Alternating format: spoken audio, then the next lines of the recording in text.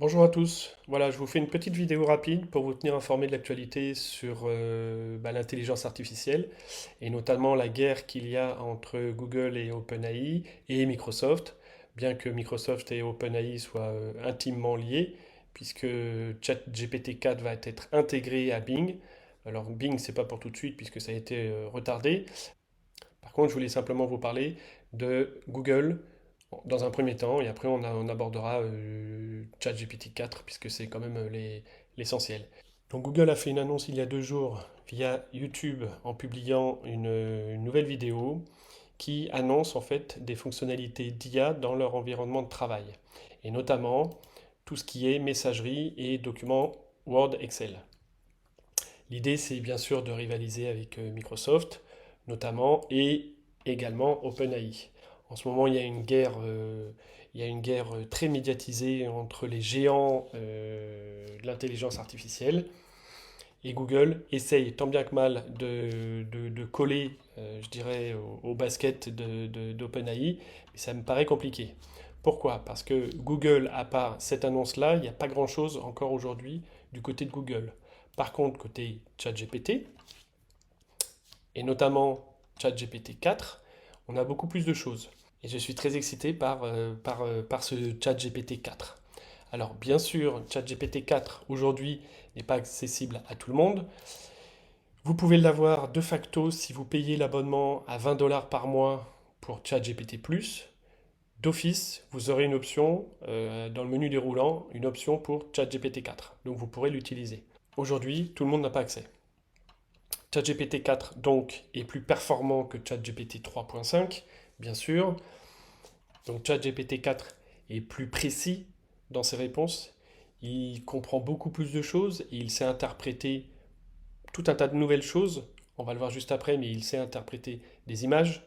Il sait répondre à des questions un peu plus sophistiquées. Et il n'y a pas de doute, GPT-4 n'a pas de concurrence à ce jour. Nous sommes le 16 mars 2023. ChatGPT 4 est la meilleure, pour moi, la meilleure intelligence artificielle sur le marché à aujourd'hui.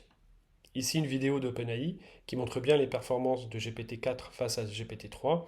On voit bien ici qu'en termes de limite de wording utilisé dans les requêtes, GPT-3 est limité à 3000 mots, alors que GPT-4, lui, est limité à 25 000 mots. Donc ça n'a rien à voir. Maintenant, on va parler 30 secondes d'un rapport technique qui a été publié par OpenAI sur ChatGPT 4. Vous pouvez le trouver directement sur leur site si vous voulez le télécharger. Et en fait, ici, il est dit simplement que l'objectif principal de ChatGPT 4 est d'améliorer sa capacité à comprendre et à générer du texte en langage naturel, et en particulier dans les situations complexes et nuancées. Et pour ça, GPT-4 a été mis en situation et il est passé au crible avec différents tests. On peut les voir un petit peu plus bas. Voilà, ici, GPT-4 a été testé face à GPT 3.5 sur différentes thématiques, donc l'histoire, la biologie, la chimie, la macroéconomie, la psychologie ou les statistiques. Et on voit bien que GPT-4, naturellement et c'est sans surprise, est bien au-dessus de GPT 3.5. Et ce qui est marquant, c'est que GPT-4 a réussi l'examen du barreau des avocats aux États-Unis bien mieux que les avocats eux-mêmes. Et globalement, GPT-4 réussit 90% des examens, là où GPT-3 ne réussissait que 10% des examens. Après, je vais vous montrer d'autres petites choses qui peuvent être intéressantes. Voilà. Par exemple, en termes d'image. Voilà, donc ici, on a demandé à ChatGPT 4 qu'est-ce qui était marrant sur cette image.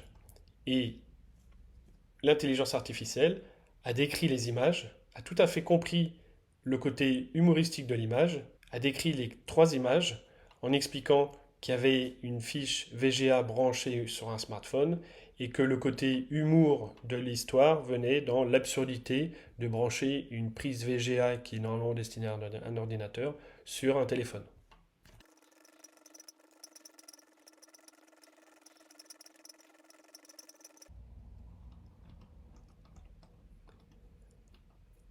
Ici un autre exemple. Donc on a donné cette image-là à ChatGPT 4 et on lui a demandé qu'est-ce qui était inhabituel sur cette image.